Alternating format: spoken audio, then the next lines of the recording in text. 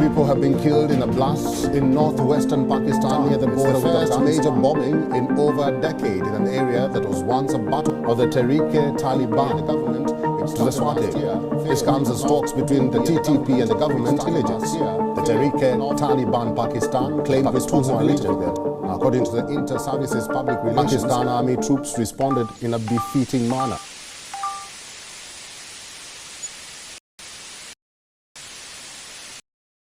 It takes us back to the time of the 1980s. The Soviet Union, which was one of the biggest superpowers in the world, was deploying its army to invade Afghanistan.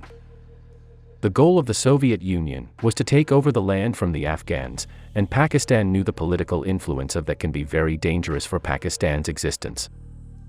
The USA was going through an everlasting Cold War with the Soviet Union. USA understood that they need to find allies near Afghanistan, so that they can reinforce their troops in Afghanistan to stop the Soviet army. During that time, the Americans and Pakistanis had the same vision, and that was stopping the Soviet Union from invading Afghanistan. Together they came up with a very clever approach to stop the Soviet Union. Let's get into the case study to explore more.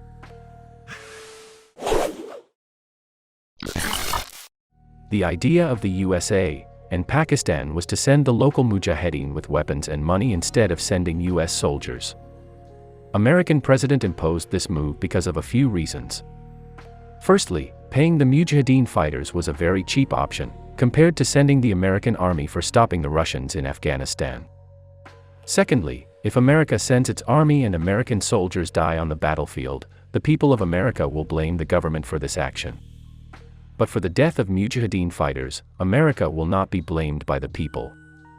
According to the plan, America and Pakistan were successful to reinforce the Soviet army to leave Afghanistan. Formation of Taliban. As soon as the war was over, there were no enemies to fight for the mujahideen fighters.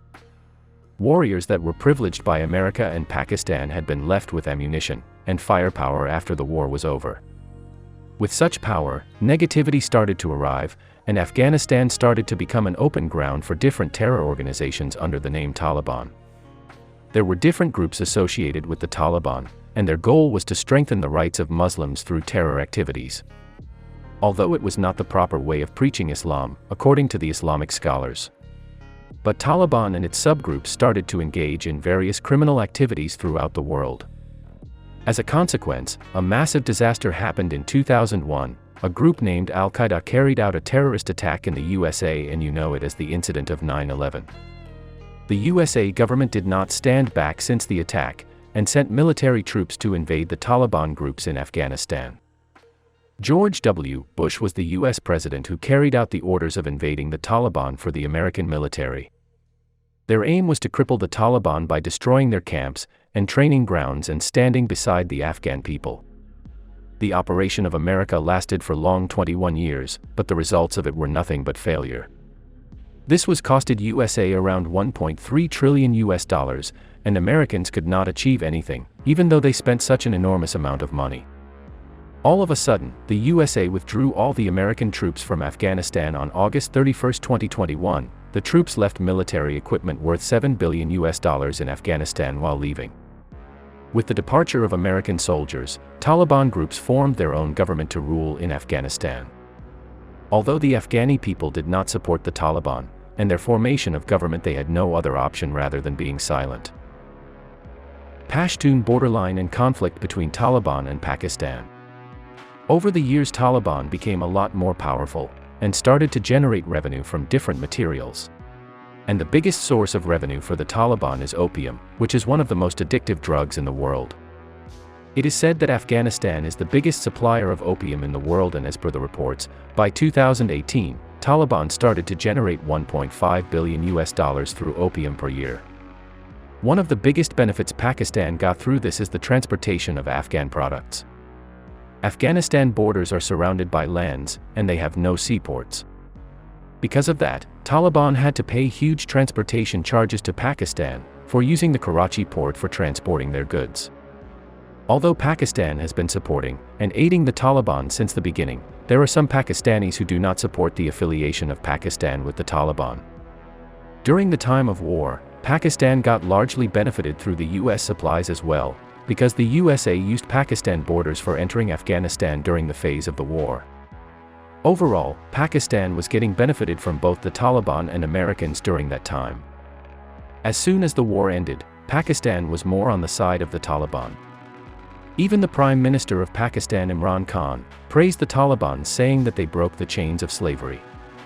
You might think that if everything is going well between the Taliban and Pakistan, why Taliban is backfiring the Pakistani government? The answer is the Pashtun borderline. Pashtun is one of the three major ethnic groups of Afghanistan, and this area shares a border with Pakistan from the beginning because of international border lines. 2/3 of the Pashtun belong to Afghanistan, and the remaining are inside the Pakistani border. Since then, the Taliban uses this border to meet their family members on the other side, and come back without any immigration or prior permission. Besides, as Afghanistan is not very developed, during the phase of war Taliban fighters used to come through the border in Pakistan, to treat their wounded soldiers. However, the first move of the conflict started after the Pakistani government started to fence the Pashtun border, by ordering the Pakistani army in the year 2017.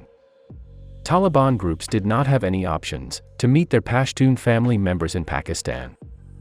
Neither they could treat their wounded soldiers by bringing them to Pakistan. The Taliban leaders did not like this approach of Pakistan, and a flame of hatred started to grow in them. The Tehrik-e Taliban. Tehrik-e Taliban is like the Pakistani branch of the Taliban that got structured in 2007. During the Taliban conflict with the USA, the Afghan Taliban was largely aided by the Tehrik-e Taliban. Taliban hideouts in Pakistan were like the safe houses for Afghan Taliban. The dominance of the Tehrik-e Taliban was in the Pakistani region Fata. However, the situation changed after the USA withdrew from the war in Afghanistan.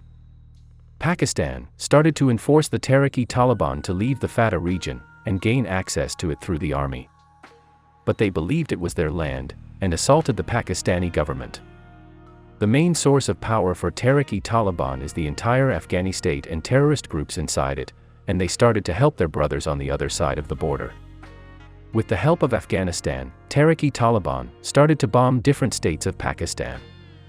Only in 2022, the Tehrik-e Taliban raised more than 150 attacks and bomb blasts, killing hundreds of people. Because of that, Pakistan had to declare them as a terrorist group, and imposed no tolerance on them. As the Pakistani government is trying to neutralize the Fata region, the population of that region, that already supports the Taliban, is becoming more vulnerable to struck the government. Tehrik-e Taliban currently has a headcount of 7,000 to 10,000 members, who are actively terrorizing different parts of Pakistan. To calm the situation, even the Pakistani government initiated a negotiation meeting with them, to bring a solution. However, Pakistan could not cope with the organization they claimed terrorists, and the negotiation resulted in massive destruction. Tehrik-e Taliban demanded the withdrawal Pakistan army, and Pakistan denied this. As a result, they became more ferocious with the help and resources from Afghani Taliban. By the first 2 months of 2023, Tehrik-e Taliban has been blamed for around 100 terrorist attacks in Pakistan. Even though they announced their cabinet of ministers including defense, foreign affairs, education, etc. Overall, it is a very hard time for the Pakistani government, as they cannot give up the Fata region, neither they can control the terrorist attacks. In this time of economic crisis, it has become a crucial need for the Pakistani government to overcome the situation and move towards economic development.